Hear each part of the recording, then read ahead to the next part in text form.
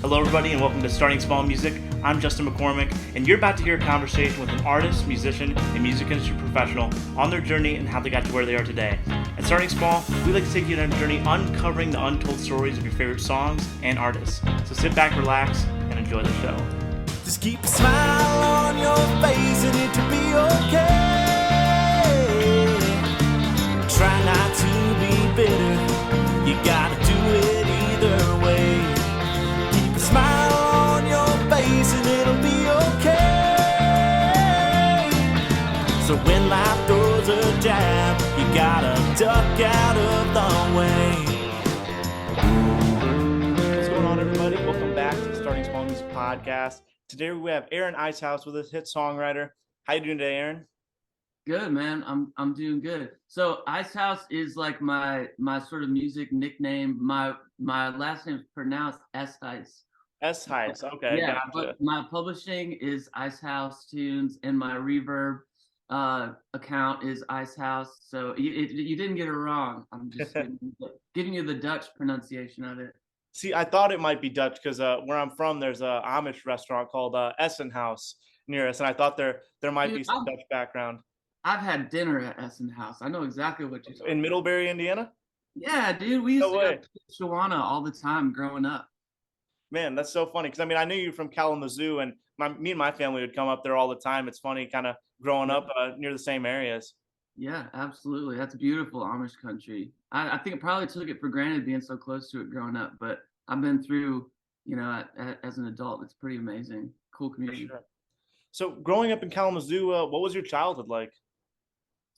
I grew up on kind of a hobby ranch.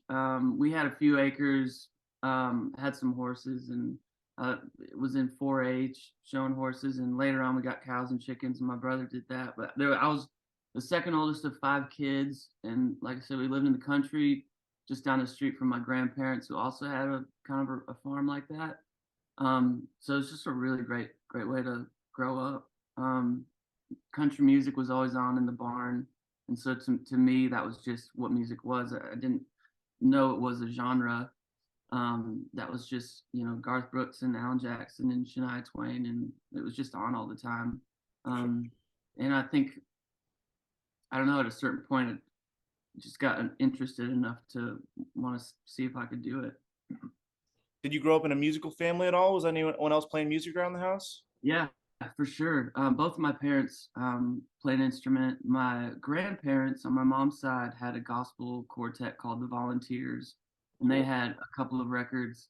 So I always saw that growing up, and they were always playing, at Christmas parties or whatever. Everyone played something, but all the kids in my family also do. We didn't have a family band or anything, but my parents introduced us to music, and we all kind of played an instrument. My sister played piano, or the other one played violin, and it was a pretty musical house. Now, what was some of the first records or artists you remember hearing around the house or resonating with that kind of got you into music? Elvis Presley and Elton John were the first 2 that I fell in love with. We had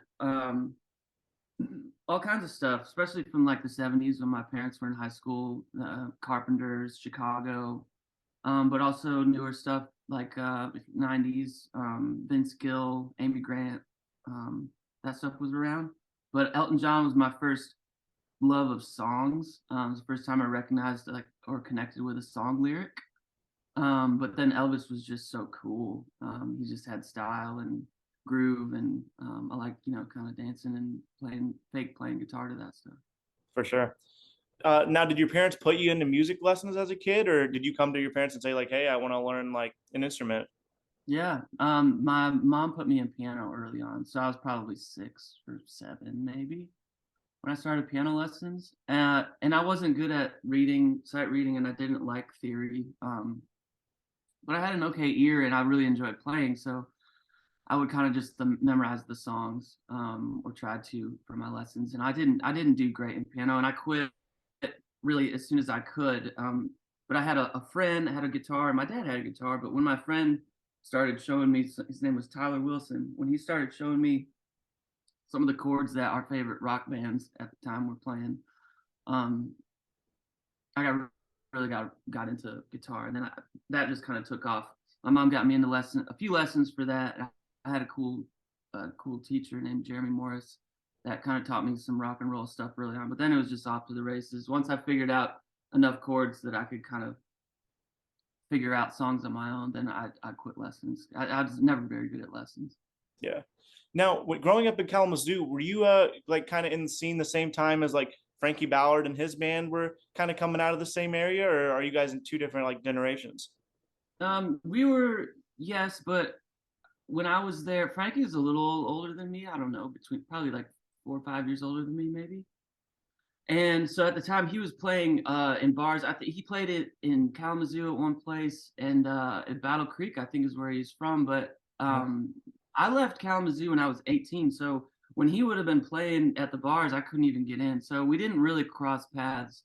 I got you. I've met him, but you know, we've seen each other down here, but not growing up. I didn't. Mm-mm. So what brought you out of Kalamazoo at 18 then? Did you move somewhere for music? Was it for school? Yeah, it was well, I knew right away that, or well, not right away. By the time I was graduating high school, I knew I wanted to be in Nashville.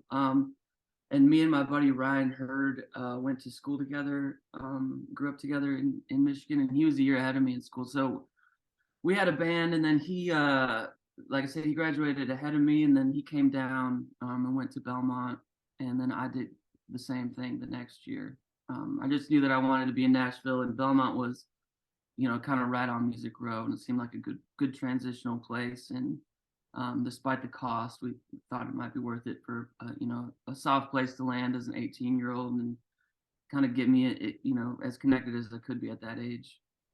So going back to high school, were you and Ryan Hurd playing in bands like locally? Were you guys writing together? What was that kind of relationship like? Yeah, we had a band in high school called Cherry Balance, and we made one record. His dad bought us a computer and Logic, which ran on a PC. This was before Apple bought it, way back in the day. So this would have been 2005 probably. And we recorded an album in his basement, and played a couple of talent shows and Battle of the Bands and little festivals here and there.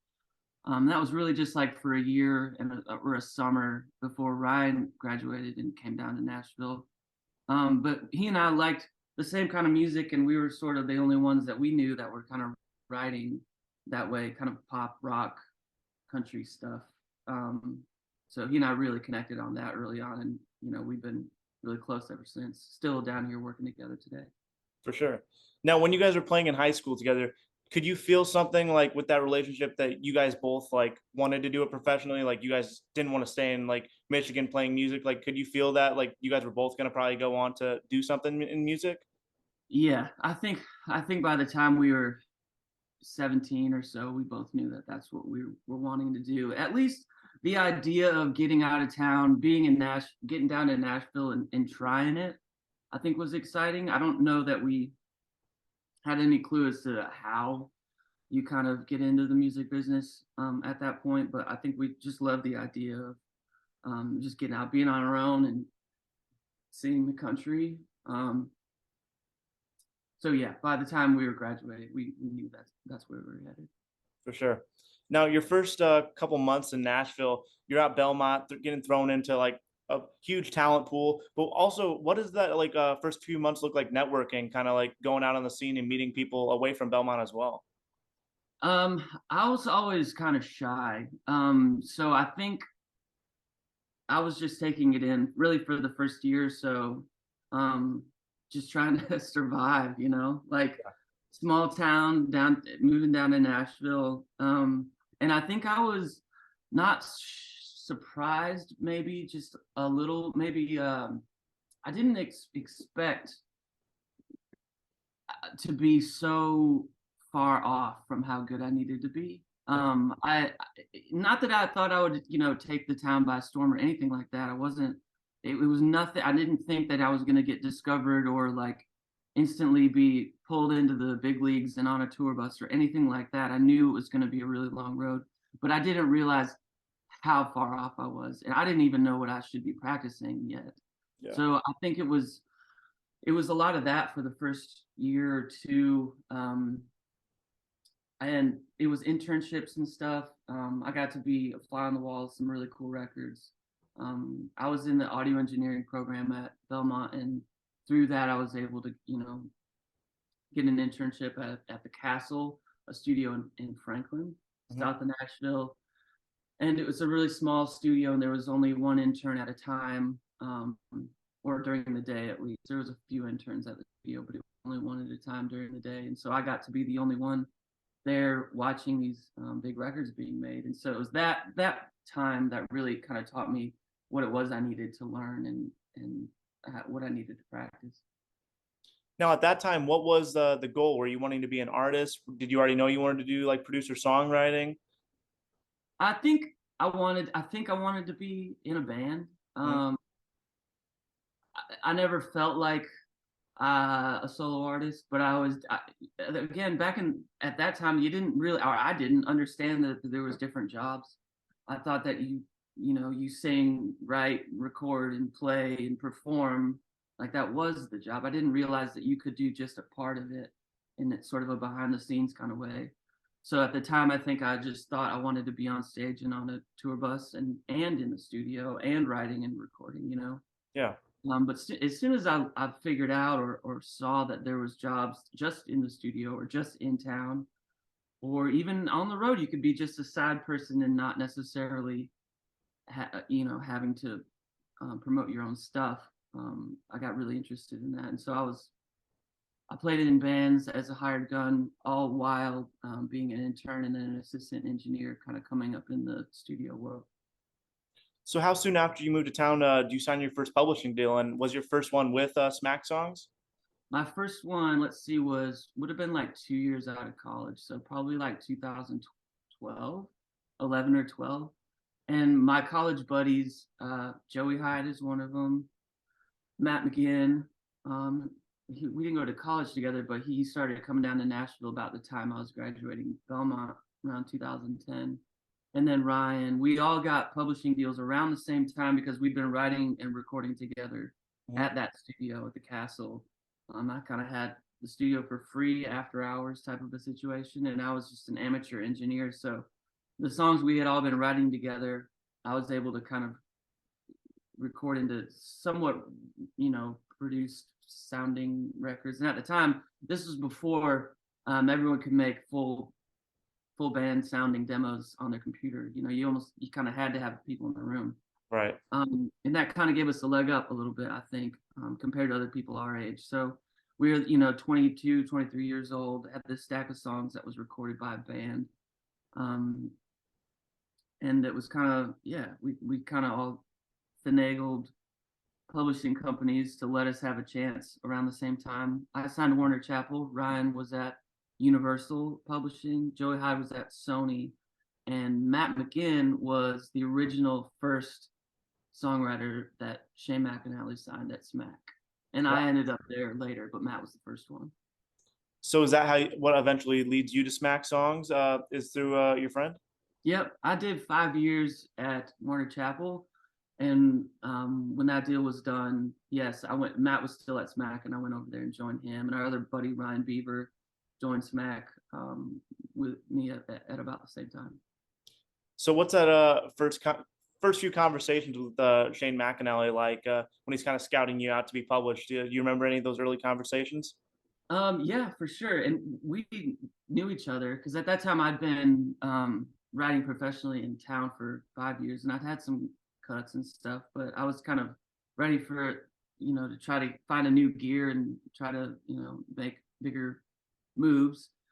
But the first meeting I think that we had at Smack was with Shane and Josh Osborne, and the thing that stands out to me the most about that meeting compared to a lot of others I was having with other publishers is they weren't super interested in who I was writing with or what kind of rooms I was in or what I wanted to do or what I was trying to do. They just asked me to play them music that I'd written, and then these guys would just kind of sit back in their chairs and close their eyes and listen to what I was working on, and it was I don't know, it was a special meeting, stood out to me, and it felt like it was a good home for me to just do what I do and get better at it.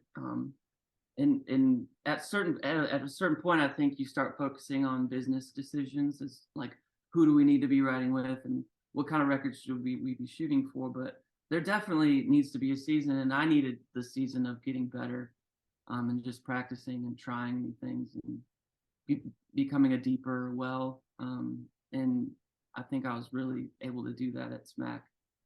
How did it feel during that meeting, like having them focus just on the music? Like they didn't care about kind of what rooms you were in, just like solely just wanting to hear what you were writing at the time. Like, did that feel like you were kind of a priority and it was just based on the music? Yeah, more than it just being about me. There, it was another lesson. And so these guys are huge, massive hit songwriters, written dozens of number one hit songs, and they're there closing their eyes, listening to the music and the lyric. And like, I think from an outsider's perspective, it's easy to make the wrong assumption that it's about who you know and it's about connections and political moves and business stuff like that. And there's an element of that, sure, but really what matters is the craft in writing a great song. And what does the lyrics say, and is it moving you? Does it make you feel something? That is the most important thing. When you can do that well, success follows. And it was just a real life example, seeing them listening to my songs, showing me how far I needed to go yet. And sometimes that makes you uncomfortable too, because it shines a light on your lyric. Suddenly, you're kind of under the microscope there, and it's like, dang, maybe I could have made that line better, or maybe I kind of wish we would have spent a little more time on that chorus, or Yeah. whatever. It was just a great lesson. So you produced Scotty McCreery's Seasons Change album, which is a really cool record because he hadn't put out a lot of music for a couple years leading up to that. How does that come about that he comes to you and says he wants you to produce his first record in a few years? Yeah, so there was a time, it was around kind of like there was a really big shift in the sound in Nashville. Like Florida Georgia Line was kind of responsible for, what they called the bro country era. Mhm. And I think for people like Scotty that had a little bit more of a classic sound, that was a kind of a time of change, like figuring out what to do next. And he was out of a record deal at that point. He had a couple of hits early on off the success of the American Idol show, Mhm. and he still had a really strong touring game. And he definitely could have signed anywhere. I'm sure that he wanted to, but he was just in a kind of a season in between record deals, and had a new management company. And I'd known his management through other friends, and so they had reached out to me asking if I wanted to write with Scotty. I said, of course. And Scotty came over and we wrote a couple of songs, which both made that album, I guess. We wrote Still, I think was the first one we wrote, and then we wrote a song called Move It On Out. And then when he had his new record deal kind of in place, and Frank Rogers was on board to produce him again. Frank had done one or two albums with him before, and I'd known Frank from being an intern at the Castle, Mhm. which I'd mentioned earlier. And between Frank and Scotty's management, I think that they decided it might be a good idea to ask me to come along, and help out. And so, actually, the day that Frank Rogers and Scotty and myself wrote Scotty's song "This Is It," which went on to be a single for him. After we wrote the song, I think Frank pulled me aside and asked if I wanted to be involved in producing the album with them. Of course, I said yes. Was thrilled. So what do you remember about the day you wrote This Is It? I mean, such a special song for Scotty. I mean, telling the story about proposing to his wife. And like, did he tell you at the beginning of the write, like, this is the song like I want to use to kind of propose to my wife? Kind of, yeah. He said that he had his plan for popping the question, and he was describing the scene where he was gonna do it. And I had just been my wife and I just got married. I don't know, probably that year or the year before or something like that, but it was still fresh on my mind, and he knew that. And he had kind of, yeah, like I said, painted the picture for how he was going to pop the question, and that kind of became the first verse. He knew he wanted to write about that, and that she was the one, and that they wanted they were going to get married, but he hadn't asked her yet. So it was kind of a secret for a while after we'd written it. And I think he played it to her probably immediately after or soon after he asked her to marry him, and she said yes. Do you think that you being newly married at the time too kind of added into you being able to bring in a lot of cool elements into the song? Yeah, I think so. It did it felt natural to me, and the second verse I feel like is maybe where I connected with him the most because it just that feeling of having a ring in your pocket and knowing that you're going to ask and waiting for the right time is can kind of drive a guy crazy. And so I definitely related to that, and that kind of is what the second verse turned into. For sure. Now, another one of my favorites you have written is "To a T" with Ryan Hurd. Do you remember anything about the day you wrote that one?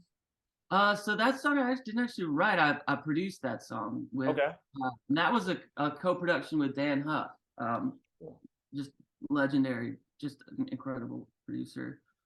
And it was really, really special to be able to be in the studio with him. Gosh, just I learned so much just watching him and listening. That was an incredible experience. And that song was written with Laura Veltz and Nathan Spicer, and that was Ryan's first radio hit. I think it got to 20 or something on the charts, or somewhere in the 20s, I think. Mhm. Of course, had Marin singing on it. And it really, really, really cool song. What was it like then working alongside Dan Huff? I mean, not only producing with him, but probably seeing him lay down some crazy guitar tracks too. It was awesome. And going back to my time as an intern, I was at the castle when Dan was producing Keith Urban Defying Gravity Oh, wow.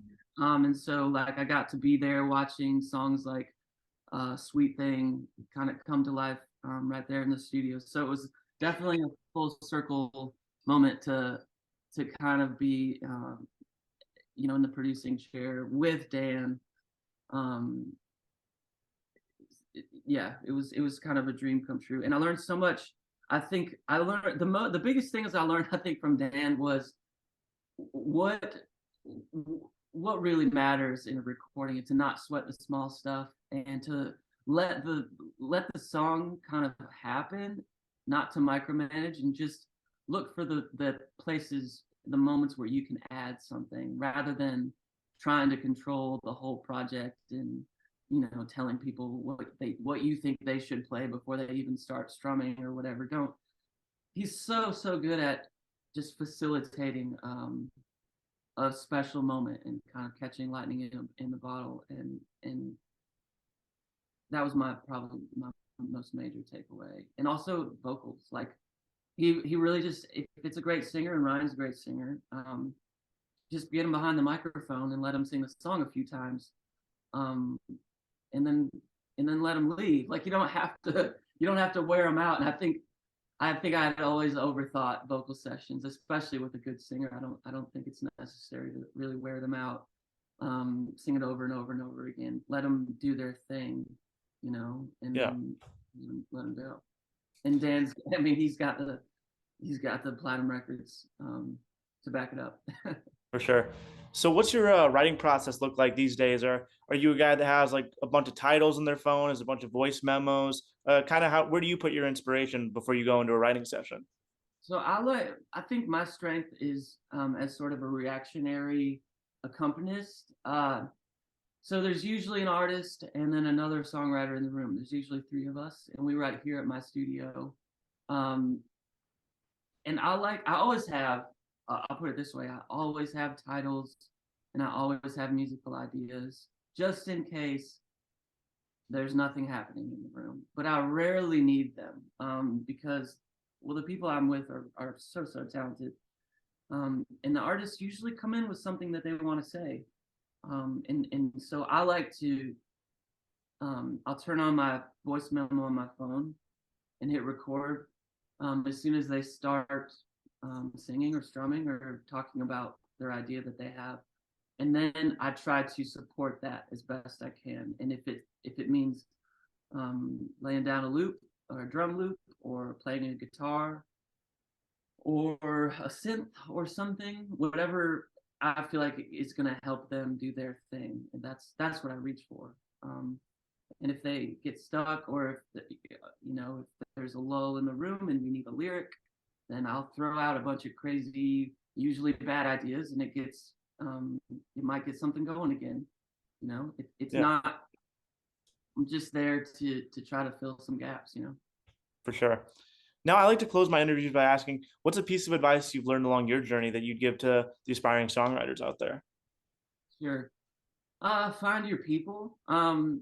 It's easy to feel, I don't know, overwhelmed at the beginning. I think back to my first couple of years in Nashville, and I think I had this false sense or desire that maybe I would be discovered at a certain point. And it's a long game. There's a few people that get lucky, and get thrown into the spotlight early on. But for most of us, I think it's a long journey. And there's so much there's so much value in the hours you put in early on and getting better at your craft, and then going back to the people that you find. Like, align yourself with people with similar values as you at the beginning, and learn and build together. I don't think any publisher is going to want to sign you, or any artist is necessarily going to want to record or work with you based on one song that they hear.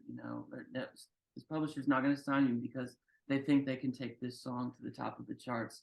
It's going to be because they see potential in you. And I think it's our job early on to develop that potential. And it sounds like a long road and daunting, and like people call Nashville a 10-year town, but it's really true. It takes a long time to build these skills and to find your crew, but it's also a lot of fun. So write with people that are at a similar level as you. And then one day you kind of look to your left and right, and you will kind of see like, oh, we're now the new people in town that are kind of having a little success. And now my buddy over here runs a publishing company, and this friend over here works at a record label. And it wasn't really about getting in the room with somebody. It was like we all kind of developed and got better together. Whereas now, we've been doing this 10 years and it's a career. Hey guys, thanks for watching. I hope you guys enjoyed this episode. Make sure to subscribe and leave a comment, and check out my music on all streaming platforms at Justin McCormick. See you guys next time.